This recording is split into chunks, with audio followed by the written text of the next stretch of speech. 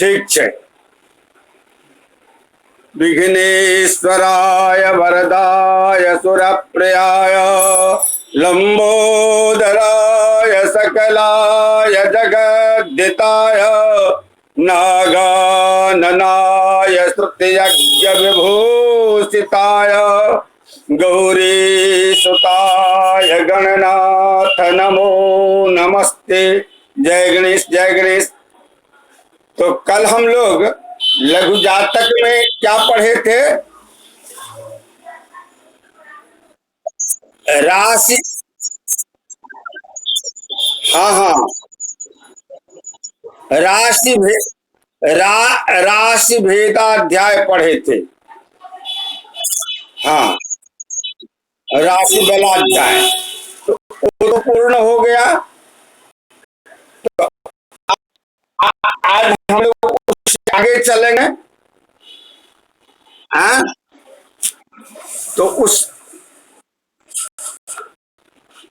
तो उसमें आगे क्या पढ़िएगा?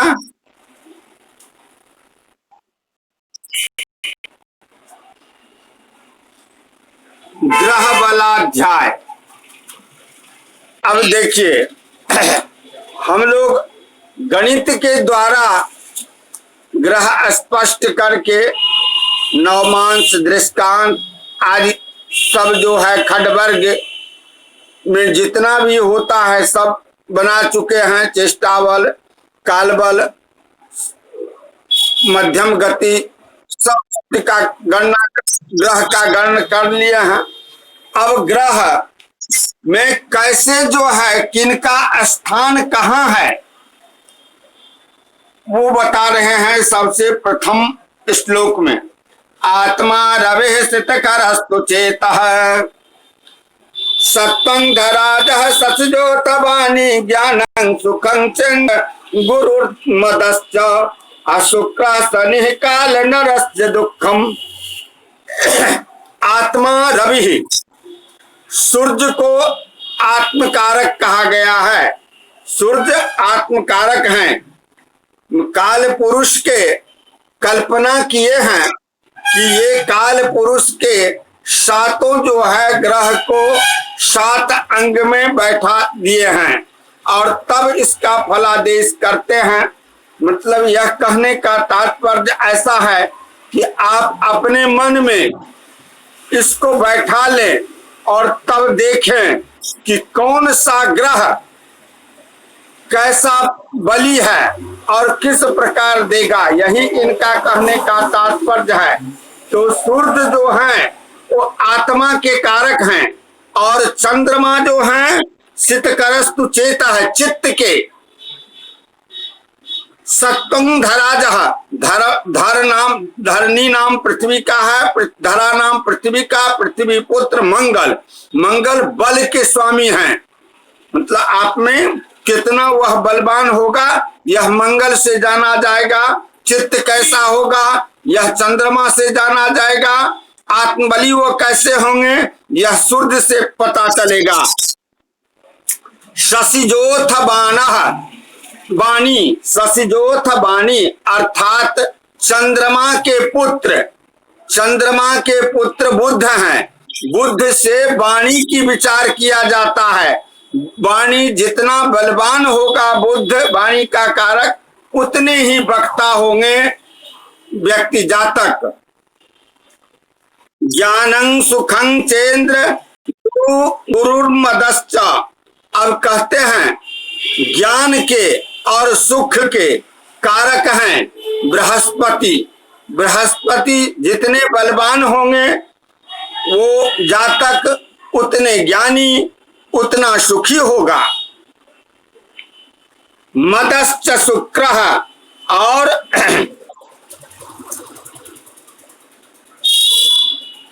हाँ, मदश्च शुक्रः, मदन नाम है कामदेव का।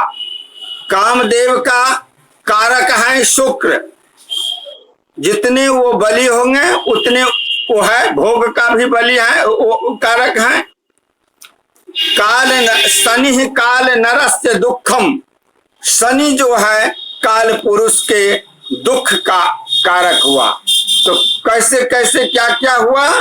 आत्मा रवि, सूर्य आत्मकारक ग्रह, चित्तकर सुचेत, चंद्रमा जो है चित्त के कारक हैं, और सप्तम धराज, मंगल जो है बल के कारक हैं, शशि जो वाणी, और जो है वाणी के कारक बुध हैं, ज्ञानं सुखं चेन्द्र, गुरुर्मदश्च, ज्ञान और सुख के कारक बृहस्पति हैं। हाँ, और मदन का काम के कारक शुक्र है, अकाल पुरुष के दुख का कारक शनि है। अब आत्मा जी का शुभाशुभत्व कहते हैं। आत्मा दयो गगन गैर बलिभिर बलवत्तराः, दुर्बलेर दुर्बलाज्ञेया विपरीतः शनि स्मृतः। अब देखिए, कहते हैं कि आत्मा देव, हम तो वैसे इसी श्लोक में आपको इस श्लोक का सारांश पढ़ाते आए हैं, फिर भी आत्मा दयो गगन गैर बलिभिर बलवत्तरा, आत्मा आदि ग्रह जो है, जैसे आत्मा के कारक सूर्य, तो ये जन्म के समय में सूर्यादि ग्रह जितने बलवान होंगे उतने वो कारक बलवान होगा। जैसे किसी के मंगल बहुत बलवान होंगे तो वो बलवान होगा, चंद्रमा बलवान होगा तो वो मनस्वी होगा, उसका चित्त जो है स्थिर रहेगा। सूर्य यदि बलवान है तो आत्मबली होगा, बुद्ध बलवान है तो वाणी, उनके वाणी में ओज होगा, वह सहा सोसाइटी आज सब में भाषण देने वाला बढ़िया वक्ता होगा। है, गुरु यदि बलवान है तो ज्ञानी होगा। परंतु फिर यहाँ क्या, और दुर्बल होगा तो दुर्बला गया। जो ग्रह दुर्बल होगा तो उसका फल भी वैसा ही समझिए। परंच विपरीत शनि स्मृत, शनि का उल्टा जानिए। शनि यदि अगर, क्योंकि वो दुख है ना, तो शनि यदि अगर दुर्बल है तो बढ़िया बात है। शनि बलवान रहने से आपको दुख ज्यादा बलवान रहेगा, और शनि यदि अगर कमजोर रहेगा तो आप सुखी रहिएगा। यही इनका कहने का तात्पर्य है। अब चलिए, ग्रहों के राजत्वादि अधिकार। अब जो है, वैसे विभाग में मैंने एक रोज वृत्त बना करके उसके दो भाग में बांट करके सूर्य और चंद्रमा का ये किए थे कि राजत्व का कौन कौन क्या क्या है, राजा कौन है, युवराज कौन है, मंत्री कौन है, सेनापति कौन है, नौकर कौन है ग्रह में, ये हम समझाए थे। फिर भी राजा रवि शतधरश्च बुध कुमारः, राजा रवि ही, राजा जो है सो मतलब सूर्य और चंद्रमा, राजा रवि शतधरश्च, सूर्य और चंद्रमा ग्रहों के राजा हैं। हाँ, बुध कुमारः, और बुध जो है वह राजकुमार है, युवराज जिसको कहते हैं, अर्थात राजा के बाद जिनकी स्थान होना चाहिए वो युवराज, तो वो बुध है। फिर कहते हैं सेनापति क्षति सुतः, क्षिति नाम है पृथ्वी का, सुत नाम पुत्र का, तो पृथ्वी का पुत्र जो मंगल, वह मंगल जो है वो ग्रहों के सेनापति है, सेनापति है। हाँ, सचिव सितेज्यु, और सचिव नाम है मंत्री का, मंत्री हैं सित माने शुक्र, इज माने बृहस्पति। बृहस्पति और शुक्र मंत्री हैं। हाँ, मंत्री हैं। भृत्यस्तथा तरणिजः सबला ग्रहाश्च। भृत्यस्तथा, भृत्य नाम है नौकर का, वह जो है, और तरणिजः, तरणि नाम है सूर्य का, सूर्य का पुत्र शनि, ये जो है, हाँ, ये भृत्य है, नौकर हैं, ग्रहों के ये नौकर हैं। अब कहते हैं सबला ग्रहाश्च कुर्वन्ति जन्म समये निजमेव रूपम। अब जो ग्रह जैसा बलवान रहेगा वैसा वो अपना बनाएगा जातक को। सूर्य बलवान, सूर्य और चंद्रमा बलवान रहेगा तो निर्धन होते हुए भी वो राजा के समान रहेगा। मंगल यदि अगर बलवान रहेगा तो वो मिलिट्री डिपार्टमेंट में नहीं भी जाए तो पर भी वह जो है बलवान रहेगा। पुलिस डिपार्टमेंट में उसका नौकरी जो है सुरक्षित समझिए। बुध रहेगा, युवराज है, बृहस्पति और शुक्र है तो वो ज्ञानी होगा, मंत्री होगा। हाँ, बस चलिए अब कहते हैं कि दिशाओं के स्वामी, 8 दिशा तो वैसे 10 होते हैं, पर 8 दिशाओं का ज्यादातर जो है मतलब होता है और उसी का विचार किया जाता है।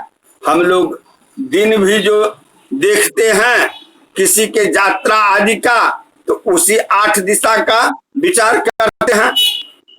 तो इसी ग्रह के अनुसार कौन दिशा के कौन स्वामी है उस संबंध में कह रहे हैं। प्राच्याधीशार अभिषित राहु जमेन्दु सौम्य वाक्पतयः क्षीणेन्द्वर्कमाराः यमाराः पापास्तै संयुतः सौम्य। अब कहते हैं प्राच्यादिशा, पूर्वादि दिशा के क्रम से। प्राच्य माने पूर्व दिशा, तो प्राच्यादिशा यानी पूर्वादि दिशा के क्रम से जानते चलिए। रवि पूर्व दिशा के स्वामी कौन हो गए? तो सूर्य। फिर क्या है? शीत। पूर्व दिशा के बाद नई अग्निकोण, अग्निकोण नहीं, जितना कहते हैं उतना ही बात समझिए, नहीं तो आप ही पढ़ाइए, हम पढ़ते हैं, हमको बहुत अच्छा लगेगा, बहुत अच्छा लगेगा कि हम विद्यार्थी को जो पढ़ाए हैं तो विद्यार्थी जानता है। क्या विचार बताइए? तो फिर पूर्व दिशा के स्वामी सूर्य और अग्निकोण के स्वामी शुक्र हैं। आप चंद्रमा कहां से ले आते हैं? रवि शीत। दक्षिण दिशा के स्वामी कुज मंगल। फिर नैऋत्य दिशा के स्वामी राहु। फिर पश्चिम दिशा के स्वामी यम शनि। फिर वायव्य कोण के स्वामी इंद्र माने चंद्रमा। हाँ, वायव्य कोण के स्वामी। और सोम उत्तर दिशा के स्वामी सोम माने बुध। और ईशान कोण के स्वामी वाक्पतयः यानी बृहस्पति। हो गए, समझे? प्राच्यादिशा पूर्वादि दिशा के क्रम से पूर्व दिशा के स्वामी सूर्य, अग्निकोण का स्वामी शीत माने शुक्र, दक्षिण दिशा के स्वामी कुज माने मंगल, फिर नैऋत्य दिशा के स्वामी राहु, पश्चिम दिशा के स्वामी चंद्रमा, वायव्य कोण के स्वामी सोम माने चंद्रमा, और उत्तर दिशा के स्वामी बुध, और ईशान कोण के स्वामी वाक्पतयः माने गुरु, ये हैं। अब इसमें इस श्लोक में और सी बात है कि स्वामी और शुभाशुभ ग्रह, शुभ और अशुभ ग्रह कौन कौन है, दूसरे लाइन में 2 चरण में यह कहे हैं कि क्षीणेन्दुर्कजमारा पापास्तै संयुतः सौम्यः। क्षीणेन्दु, क्षीण चंद्रमा। अब क्षीण चंद्रमा कब से कब होते हैं? बलराम जी, बलराम जी, क्षीण चंद्रमा कब से कब होते हैं? हाँ यो, नहीं नहीं नहीं नहीं, आवाज नहीं। क्षीण चंद्रमा जो होते हैं सो कृष्ण पक्ष के षष्ठी से लेकर के और शुक्ल पक्ष के पंचमी तक चंद्रमा क्षीण रहता है। समझ गए? कृष्ण पक्ष के पंचमी षष्ठी से लेकर के और शुक्ल पक्ष के पंचमी तक चंद्रमा क्षीण रहता है। तो क्षीणेन्दु, क्षीण चंद्रमा, अर्क, अर्क माने सूर्य, फिर यम, यम माने शनि, शनि, यम माने शनि, आर माने मंगल। यह पाप ग्रह है, पापा, यानी क्षीण चंद्रमा, अर्क माने सूर्य, यम माने शनिचर, आर माने मंगल। तो हो गया क्षीणेन्दुर्क यमारा पापास्तै, यह पाप ग्रह है। उसके बाद तै संयुतः सौम्य, उन पापी ग्रह से युत होने पर बुध भी पापी हो जाता है। समझ गए? पापग्रह के साथ सम्मिलित होने से बुध भी पापग्रह हो जाता है। अब समझ गए? कोई दिक्कत नहीं है? क्षीणेन्दुर्क जमारा, क्षीणेन्दु माने क्षीण चंद्रमा, कमजोर चंद्रमा, अर्क माने सूर्य, यम माने शनि, आर माने मंगल, और इनसे संयुक्त होने पर बुध, ये पापक ग्रह है। उसके बाद कौन सा बचा?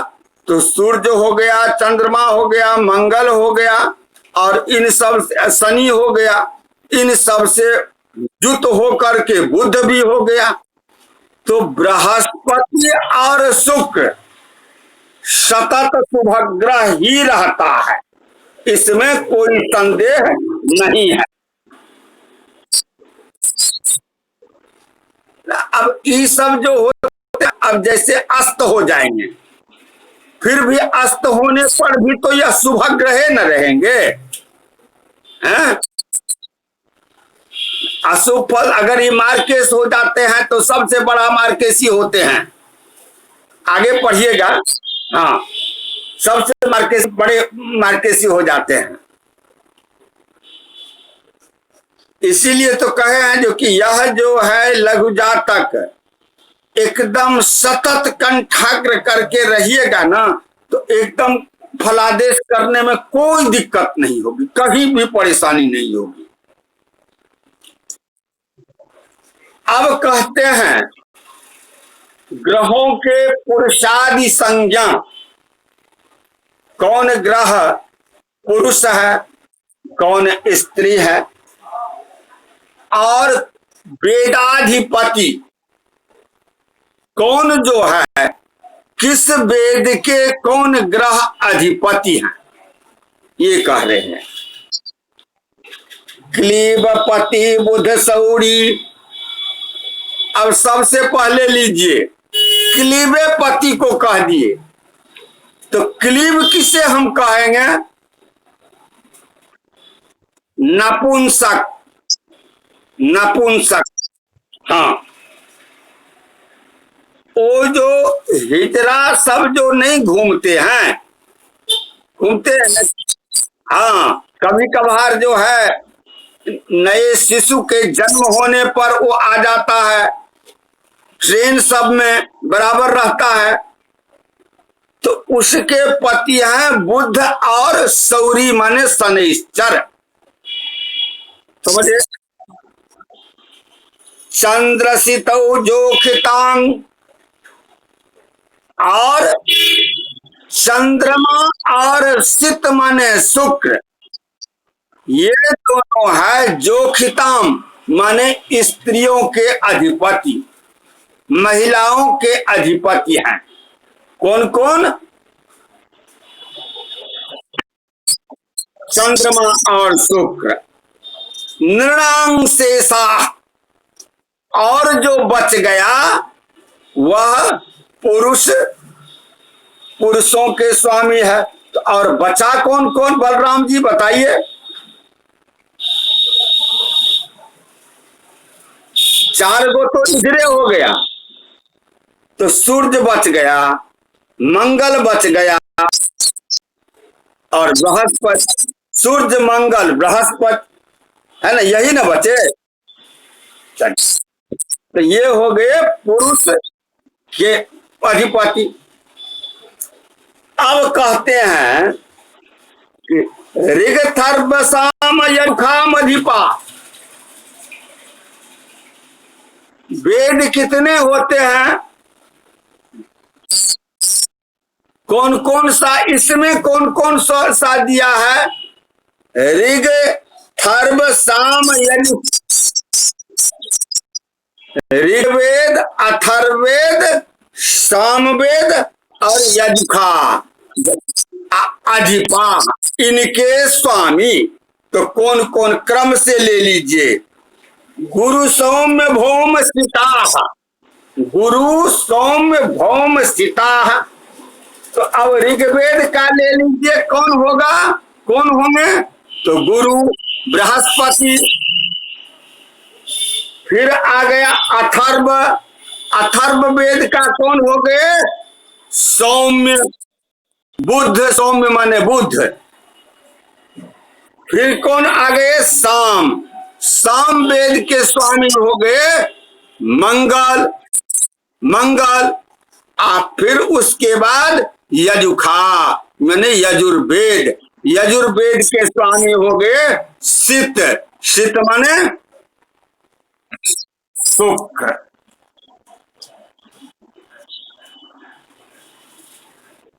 ठीक है। अब देखिए, ये तो पुरुष के स्वामी कह दिए, स्त्री के स्वामी कह दिए, हैं, वेद के स्वामी कह दिए। अब आपको कहते हैं ये जो वेदादि में चार वर्ण का व्यवस्था है, ब्राह्मण, क्षत्रिय, वैश्य और शूद्र, ये चार वर्ण का व्यवस्था है। तो तीन वर्ण के को ग्रह स्वामी है, उनका भी विभाजित कर दिया गया है। तो जीवसितौ विप्राणाम, क्षत्राणां रविकुजौ, विशां चंद्रः, शूद्राधिपः शशिसुतः, शनैश्चरः शंकर भवानाम। अब देखिए, कहते हैं जीव सितौ विप्राणाम। जीव माने आश्रित, आश्रित माने शुक्र।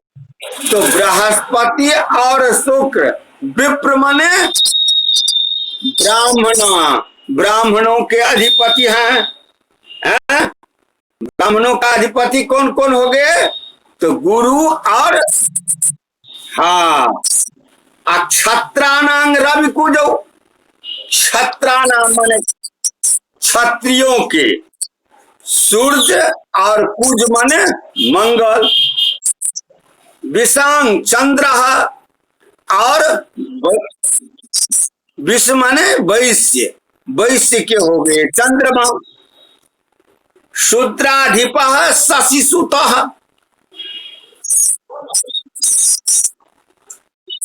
चंद्रमा के पुत्र बुध, हाँ वो है शुद्ध के अधिपत, और शनैश्चर शंकर भवानाम। अब मतलब शनैश्चर जो हैं, वर्ण शंकर जो हैं, वर्ण शंकर, उनके स्वामी है शनैश्चर। अब देखिए इसका प्रयोजन, इसका प्रयोजन क्या है? तो मान के चलिए ये हम केवल जब हमारे पास प्रश्न कुंडली बना के लिए ही आएगा, आएगा आपको मतलब अमुक वस्तु चोरी हो गया है, हैं? तो हम प्रश्न कुंडली बना करके उसका विचार करेंगे कि कौन जात का चोर था, महिला था या पुरुष था या वर्ण संकर था या क्लीव था, कौन था। इसलिए यह ग्रहों का इस प्रकार विभाजन किया करके फलादेश किया गया है करने के लिए, और मतलब विभाग कर दिया गया है कि पुरुष का ये, महिला का या ये, क्लीव का ये, इस वर्ण का ये, इस वर्ण का ये, इस वर्ण का ये जो है आगे भविष्य में आपको काम के लिए यह काम पड़ेगा, इसलिए यह किया गया है।